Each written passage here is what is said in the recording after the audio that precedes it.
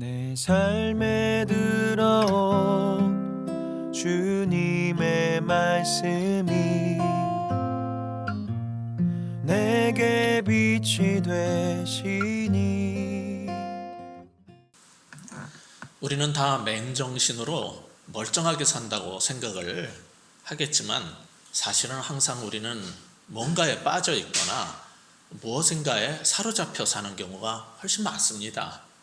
물론 귀신 들린 사람들도 간혹 있겠지만 그냥 세상 영에 사로잡혀서 사는 사람들이 대부분입니다.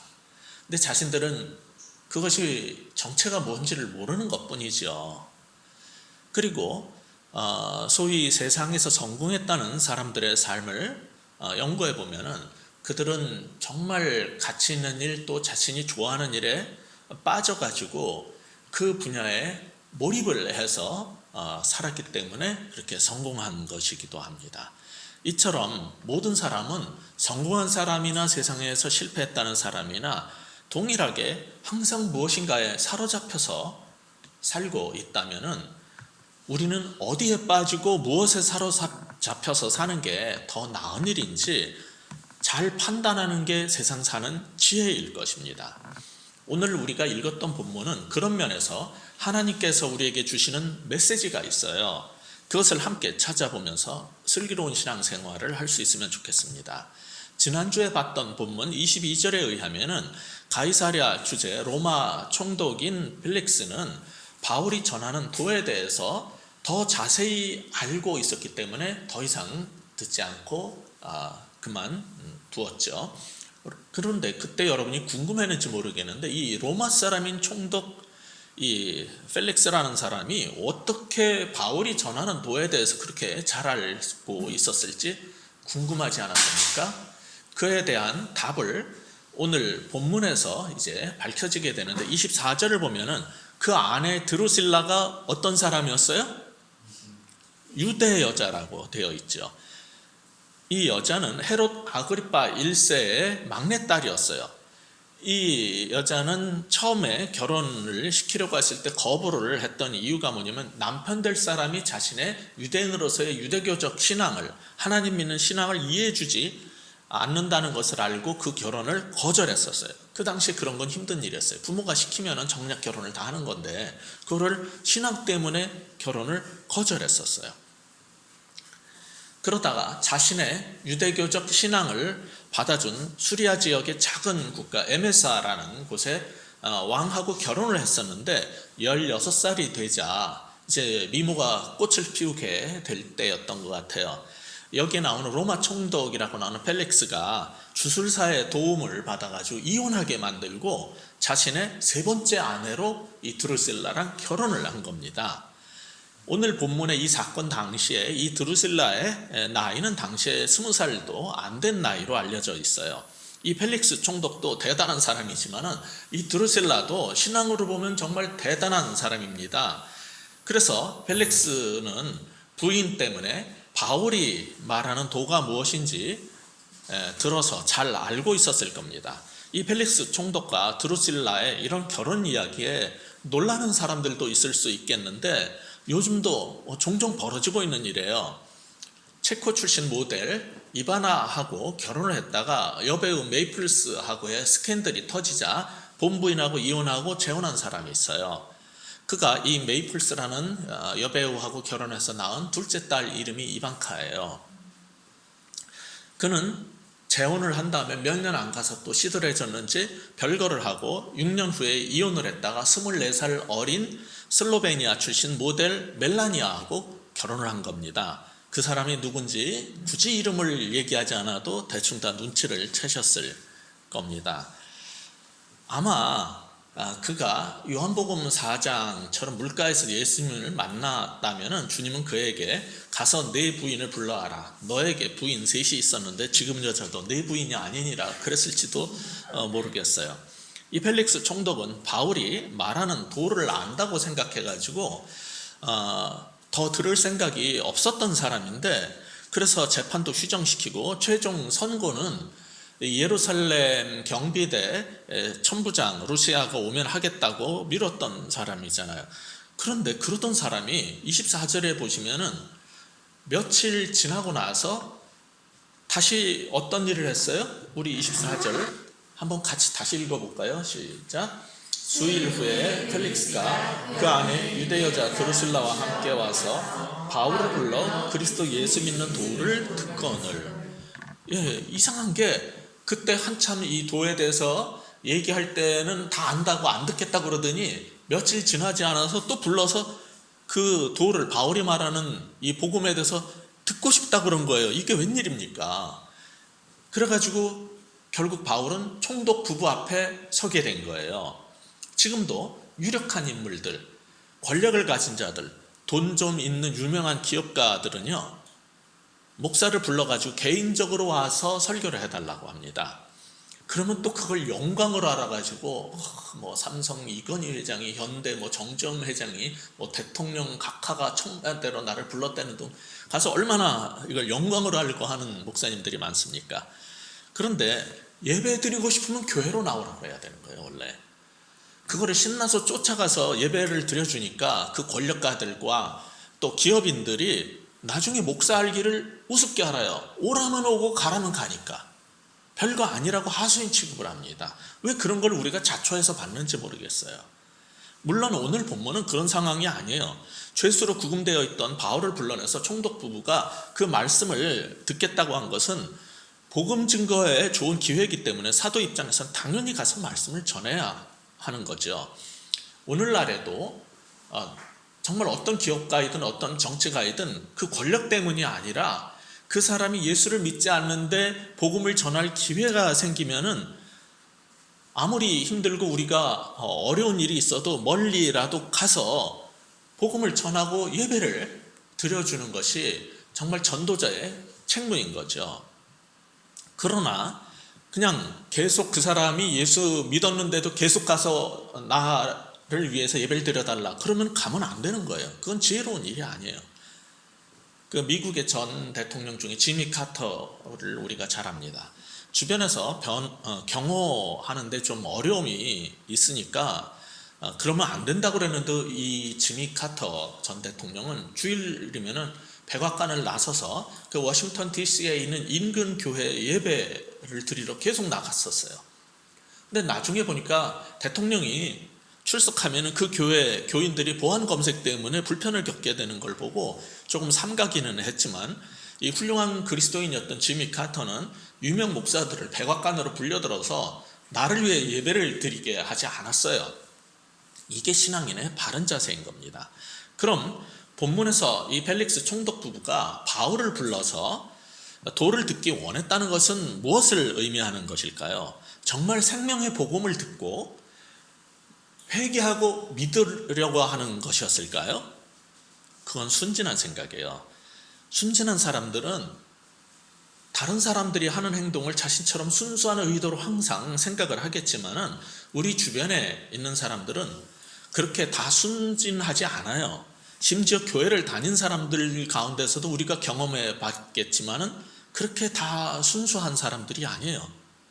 어떤 사람은 말씀을 듣는 이유가 믿고 회개하고 달라지기 위해서가 아니라 흠을 잡고 기회를 찾아내서 고발하기 위해서인 경우도 있어요. 또 다른 꿍꿍이 때문에 계속 그 설교를 녹음을 하는 사람들도 있어요. 25절을 보면은 펠릭스 부부가 바울을 불러서 듣겠다고 한 이유가 나와요. 25절 우리 다시 한번 읽어보겠습니다. 시작. 바울이 의와 절제와 장차 오는 심판을 강요하니 펠릭스가 두려워하여 대답하되 지금은 가라. 내가 틈이 있으면 너를 부르리라. 26절까지도 같이 계속 읽겠습니다. 동시에 또 바울에게서 돈을 받을까 바라는 거로 더 자주 불러 같이 얘기하더라. 자, 여기서 보듯이 펠릭스 부부가 바울을 부른 것은 얼른 추정할 수 있는 것은 뭐냐면 새로운 교리에 대한 호기심이나 지적 관심 때문일까. 이것은 아마 드루실라 그 부인 유대교인인 드루실라가 전통적으로 자기네들이 믿었던 유대교와 다른 도에 대해서 조금 색달아 보이는 도에 대해서 전하는 사람이라는 것을 소문을 들었기 때문에 듣고 알고 싶었을 거예요. 바울이 전하는 복음이라는 것은 우리 전통적인 유대교가 믿는 거하고 무엇이 다를까? 그런 생각으로 듣겠다고 한 것 같아요. 지금도 새롭고 멋진 설교를 찾아 헤매는 사람들, 지적인 성경 공부를 위해서 여기저기 헤매고 돌아다니는 사람들이 있어요. 속한 공동체에서 책임 있는 말씀 훈련을 받는 것이 아니라 여기저기 그저 새로운 것을 배우러 다니는 사람들의 문제는 항상 배워도 달라지지 않는다는 거예요. 여기저기 좋다는 설교, 멋진 강론을 열심히 찾아다니고 입을 열면은 우아한 소리를 하지만은 자신들의 잘못과 허물을 얘기하면은 정색을 하고 쉽게 등을 돌려요. 그런 사람들은. 그들은 우아하거나 멋진 설교와 기독교적으로 좋은 말들을 소비하고 싶은 것이지 말씀에 자신을 열고 회개하고 달라질 마음은 없는 거예요. 그래서 이런 류의 배움은 굉장히 사실 위험한 겁니다. 그런데 25절에 보면 바울은 총독 부부 앞에서 어떤 말을 했어요? 죄수로서 이게 자신의 생사 여탈권을 쥐고 있는 총독한테 잘 보일 수 있는 메시지를 전한 게 아니라 목사로서 죄인에게 필요한 메시지를 전한 겁니다. 이게 그것은 하나님의 사랑, 죄사함, 영혼의 구원과 천국 프리패스 이런 듣기 좋은 메시지가 아니라 균형 잡힌 복음이었어요. 25절에 보면 세 가지로 이게 요약이 되죠. 그것은 의와 그 다음에 두 번째 절제, 세 번째 장차오는 심판에 대한 강해였어요.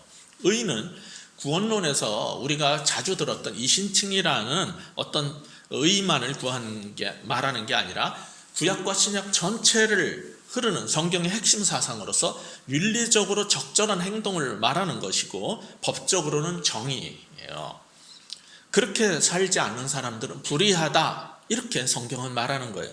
그리고 바른 삶을 위해서는 쾌락과 욕망을 절제할 수 있어야 되는데 전통적으로 유대교에서는 그레교에서는 하나님께서 주시는 능력과 힘이 필요하다 이렇게 생각을 했고 그리스 로마 문화에서는 훈련이 필요하다고 생각을 했고 신약에서는 바울이 전한 복음에 의하면 그것은 하나님께서 주신 어떤 성령의 열매로 이렇게 설명을 하는 거예요. 그러니까 조금씩 이렇게 강조점이 다른 거죠. 이렇게 정의를 따라 살지 않고 의롭게 살지 않고 절제하지 않는 삶을 살면은 바울이 지금 재판을 기다리듯이 우리는 모두 최후의 심판대에 설 때 멸망의 심판을 받게 될 것이라는 것이 이 복음의 총체적인 가르침인 거예요. 지금 총독 앞에서 자신의 생사 여탈권을 쥐고 있는 총독 앞에서 바울이 전한 복음은 추상적 관념인 어떤 교리를 가르치거나 진리에 대해서 깨달아야 된다는 수준을 뛰어넘는 실제 삶에 관련된 거를 말한 거예요.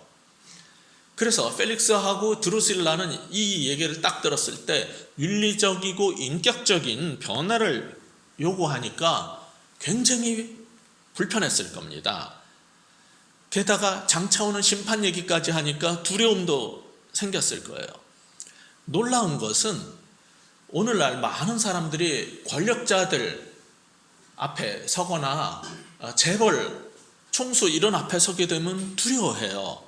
그런데 이 가이사 일대를 호령하고 유대 제국의 최종적인 로마 제국 통치권의 최고 직책에 올라가 있는 이 총독 앞에서 사도 바울은 전혀 두려워하지 않고 그들한테 가장 필요한 의와 절제와 심판에 대해서 설교를 해버린 거예요.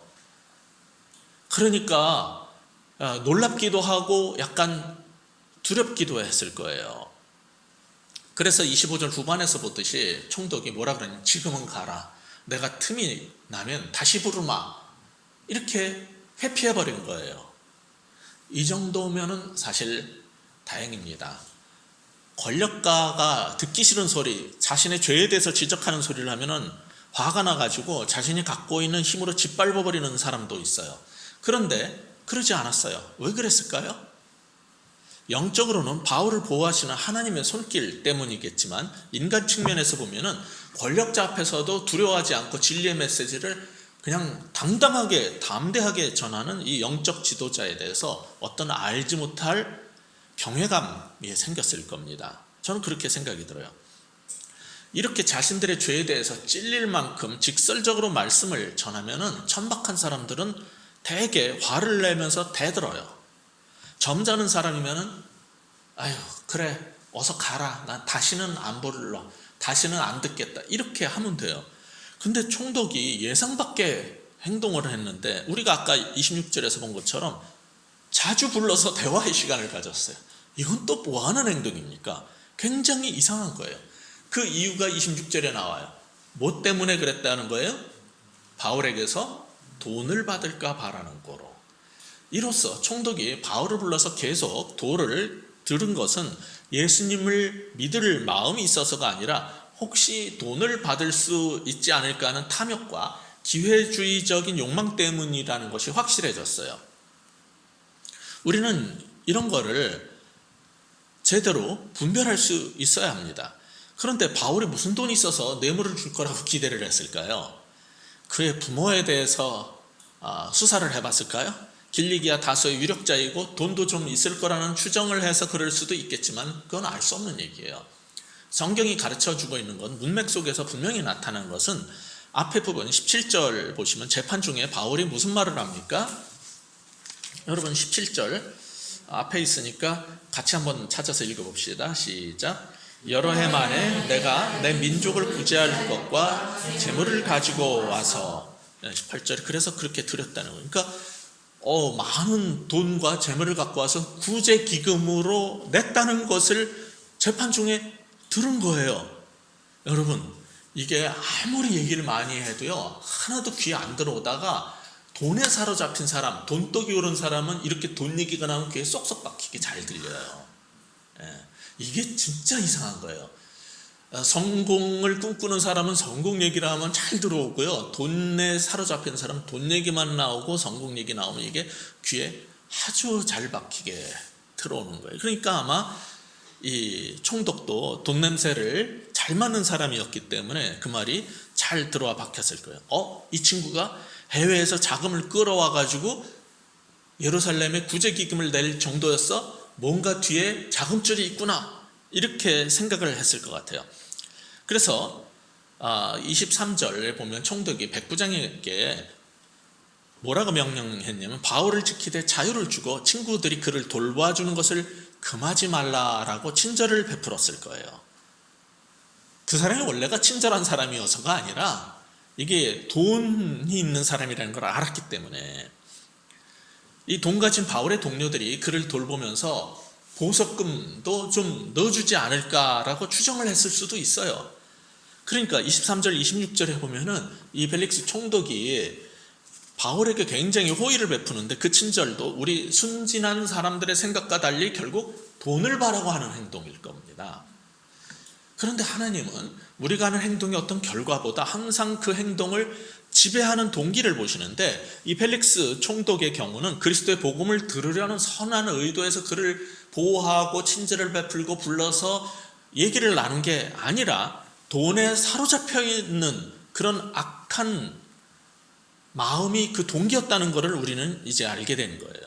제가 지난주에 설교하면서 예를 든 마이클 샌델의 정의란 무엇인가라는 책의 한국어판 책 표지에 보면 부제가 붙어 있어요. 근데 그것은 그 사람의 다른 책의 제목인데 뭐냐면은 돈으로 살 수 없는 것들 이라는 겁니다.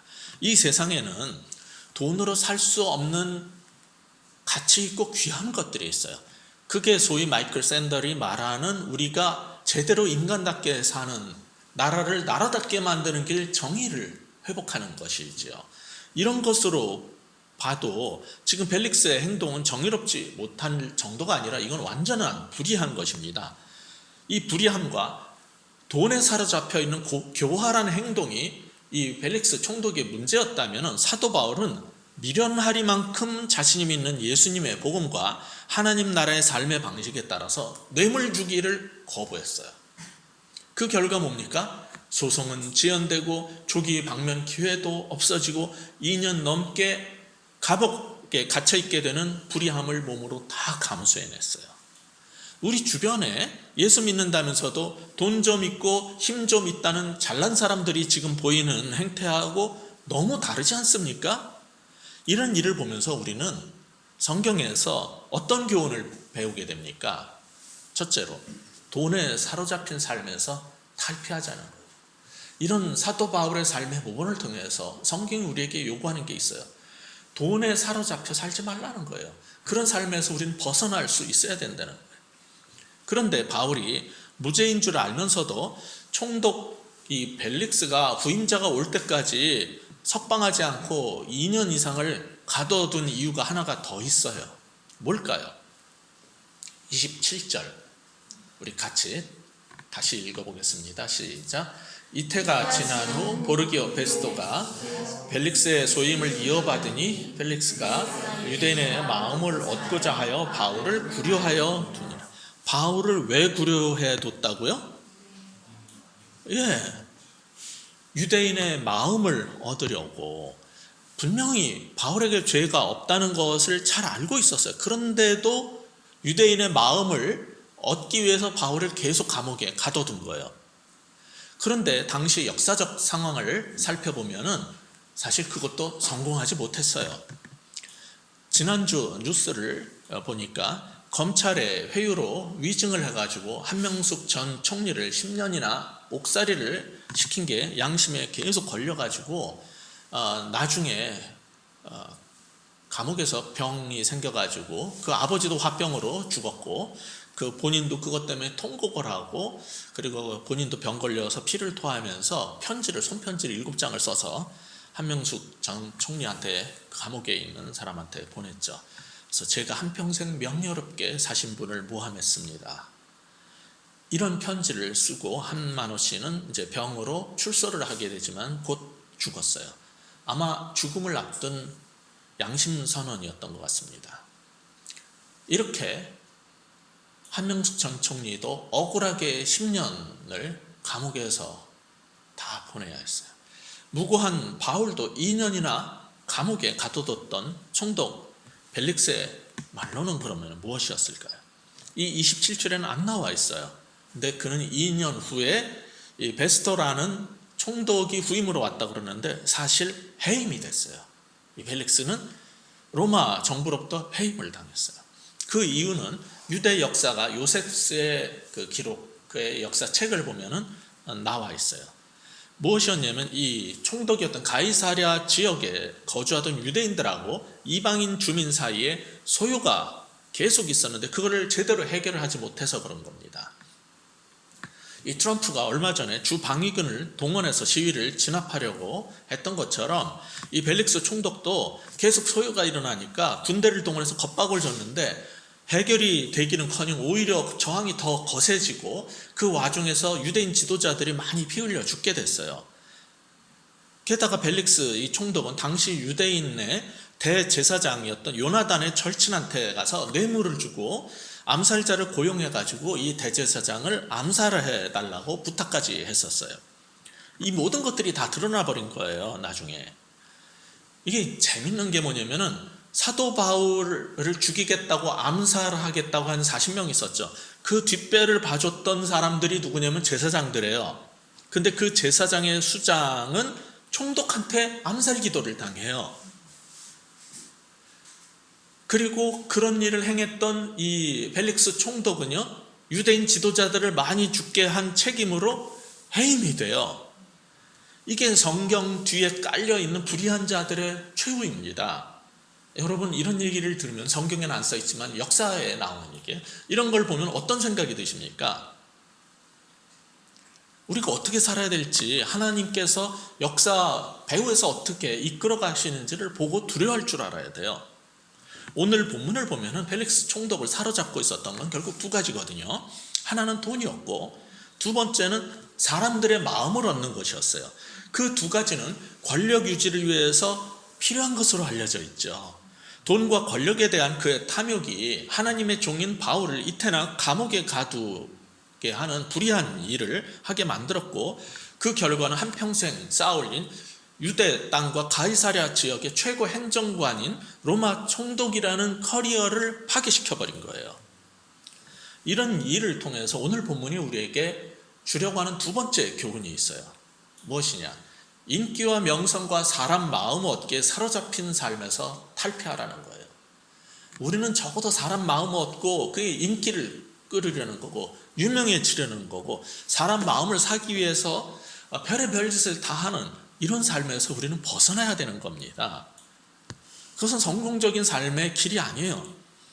총독 벨릭스의 삶에서 돈을 탐하는 사람은 그 다음으로 이성과 여자를 탐하게 되고 그 다음에 그것을 얻게 되면 사람의 마음을 탐하게 되고 그 다음으로 권력을 탐하다가 결국 파멸한다는 것을 역사의 교훈 속에서 받고 성경의 가르침 속에서 우리는 확인합니다. 계속 이런 일을 보면서 우리는 돈과 권력에 대한 그런 탐욕에 사로잡혀서 정의롭지 못한 행동을 하고 있는 이 벨릭스 총독을 조롱할 수 있을지 몰라도 그 전에 오늘을 사는 우리는 그런 점이 없는지 돌아봐야 할 겁니다.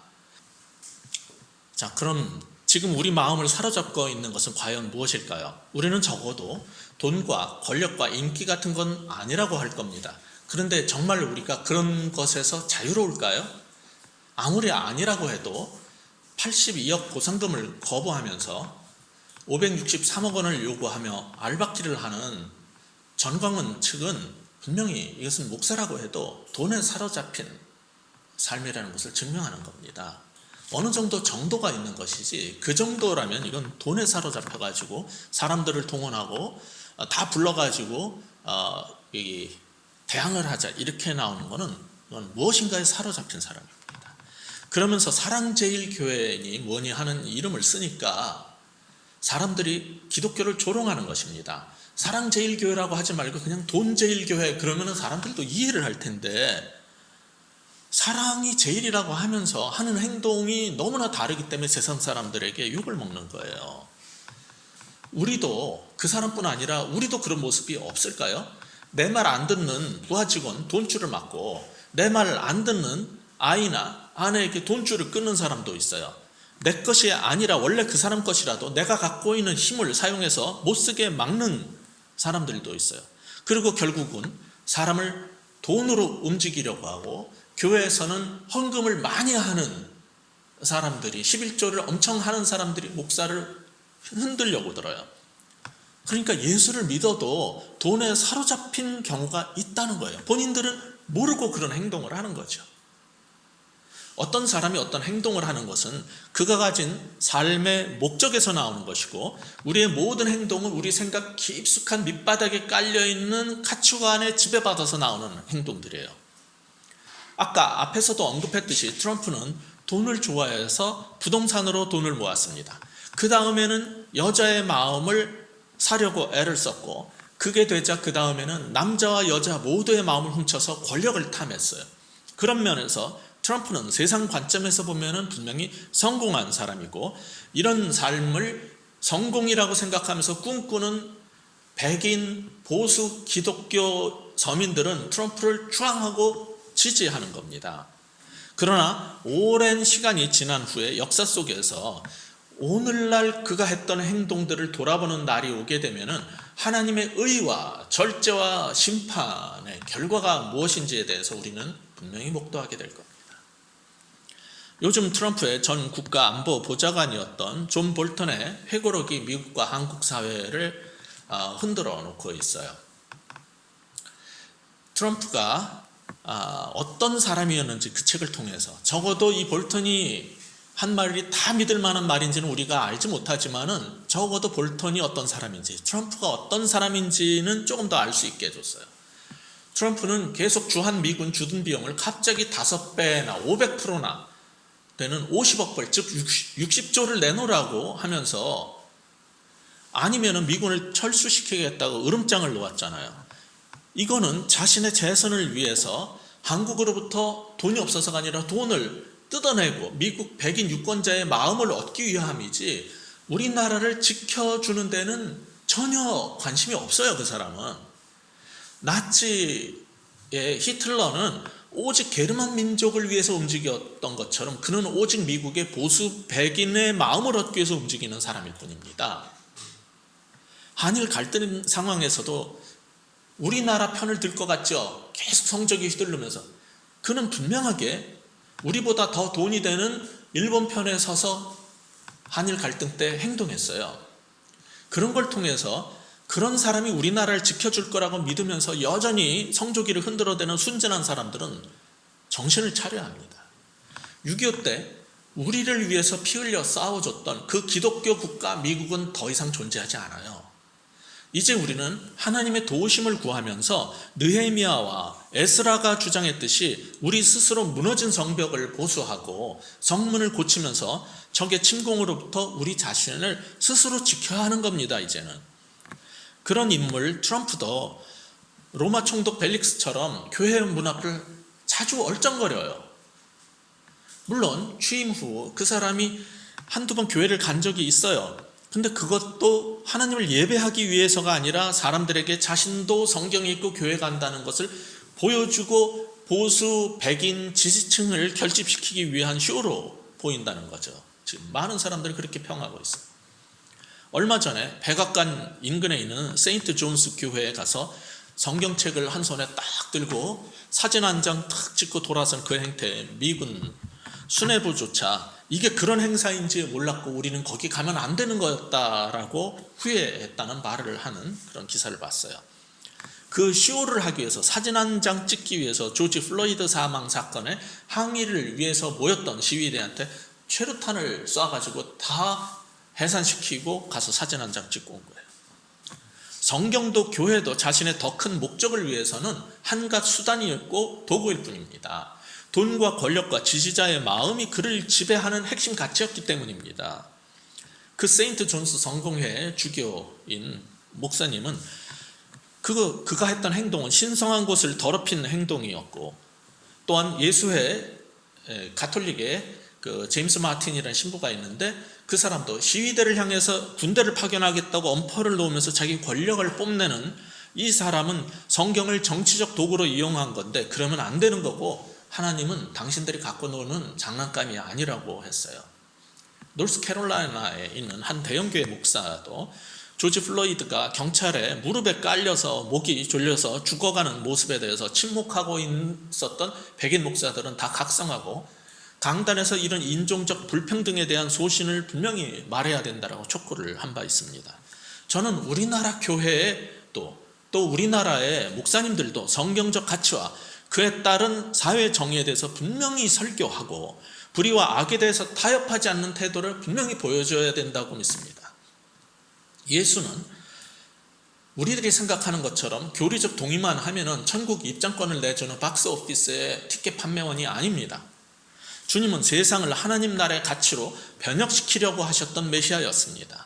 트럼프뿐만 아니라 권력층의 기생에서 사는 우리나라의 기독교인들도 성경과 교회는 종교인 이미지 형성을 위한 쇼 비즈니스 도구가 아니라는 것을 분명히 자각하기 바랍니다. 얼마 전에 우리나라 뉴스에서는 11살 먹은 여자아이를 쇠사슬에 묶어놓고 화장실 갈 때 하고 집안일 시킬 때만 풀어주고 심지어는 밖에 나가고 싶다고 하니까 불에 달군 쇠젓가락과 프라이팬으로 손발에 지문을 없애겠다고 지지있고 밥도 하루 한 끼만, 요즘에 섬에 가도 삼시 세끼를 먹던데 어떻게 하루에 한 끼만 애들한테 그렇게 먹이다가 그 계부가 구속된 일이 있었죠. 그 아이는 너무 그 학대를 견디다 못해 가파른 지붕을 타고 옆집으로 넘어가서 탈출했는데 그 아이를 발견한 어떤 지나가던 여자분이 경찰서로 보호소로 데려가기 전에 너무 딱해 보여가지고 편의점에 가서 먹고 싶은 거 있으면 다 사 먹으라 그러고 다 사줬다는 거예요. 제가 그 얘기를 들으면서 오늘날 사는 수많은 사람들이 돈독에 올라서 살고 있는데 어떤 사람은 가진 돈이 많지 않아도 굶주린 아이를 위해서 기꺼이 돈을 쓸 수 있고 시간을 낼 수 있다는, 이게 얼마나 아름다운 일인가를 생각해 봤어요. 기독교인들도 어쩌면은 그런 아이를 보고 스쳐 지나갔을지 몰라요. 강도 만난 한 사람이 죽어가는 걸 보고 하나님 믿는다는 사람들이 계속 지나가지만은 도저히 이해할 수 없을 정도로 우리가 별로 안 좋게 생각했던 사마리아 사람이 지나가면서 그 강도 만난 사람의 이웃이 되어줬듯이 지금 이 시간 우리는 어떤 방식으로 살고 있는지 돌아봐야 된다는 거예요. 아까 그 아줌마는 그 11살 먹은 여자아이한테 그런 호의를 베풀 때 돈을 돌려받지 못한다는 걸 당연히 알고 있었을 것이고, 그 아이의 마음을 얻었다고 해서 아무런 이득이 없는데도 그런 행동을 함으로써 그 여자분은 돈의 속박에서 풀려난 거예요. 반대로 대부분의 사람은 자신은 돈과 권력과 사람에 사로잡힌 사람이 아니라고 생각하지만은 내 말 안 듣는다고 하면은 밥 안 준다 그러고 올가매기도 하고 일자리에서 내쫓기도 하고 보직을 안 주기도 하고 책상을 화장실 옆으로 옮기기도 하고 증진도 안 시켜준다고 협박하는 거, 이게 돈과 권력에 사로잡혀 있다는 증거입니다. 우리는 과연 무엇에 사로잡혀 살고 있는지 이 시간 돌아봐야 되는 겁니다. 오늘 설교 서두에서 어차피 모든 사람은 무엇인가에 사로잡혀서 살고 있다면은, 그리고 어딘가에 빠져서 살고 있는 것이라면은 어디에 빠지고 무엇에 사로잡혀 사는 게 지혜로운 것인지 잘 판단해야 될 거라고 그랬어요. 썩어 없어질 재물이 아니라 영원한 생명을 위해서 사는 게 낫지 않겠습니까? 갈 때보다 쉽게 변할 사람들의 마음을 얻는 것보다 영원히 변치 않으실 하나님의 마음을 붙잡는 게 훨씬 지혜로운 삶이 아니겠어요? 결국은 있을 때는 좋은 것 같지만은 사라져버릴 돈, 사람의 마음, 연기같이 없어지는 인기 대신에 성령에 사로잡혀가지고 말씀과 기도에 빠져서 사는 게 훨씬 낫지 않겠습니까? 만일 그렇게만 산다면은 그때는 술도 여자도 골프도 권력도 명예도 인기도 주지 못할, 영원히 목마르지 않을 생수가 우리 속에서 솟아나는 것을 보게 될 것입니다. 그리고 참된 평안과 기쁨이 회복될 겁니다. 그리고 삶의 의미와 보람을 찾게 될 겁니다. 그러므로 마음을 다하고 뜻을 다해 주님만 사랑하고 우리의 귀한 물질을 이 땅이 아니라 하늘에 쌓는 사람들 되시기 바랍니다. 그것이 오늘 본문 25절의 표현으로 말하자면 의와 절제의 삶이고 다가올 심판에 두렵지 않게 사는 삶인 것입니다.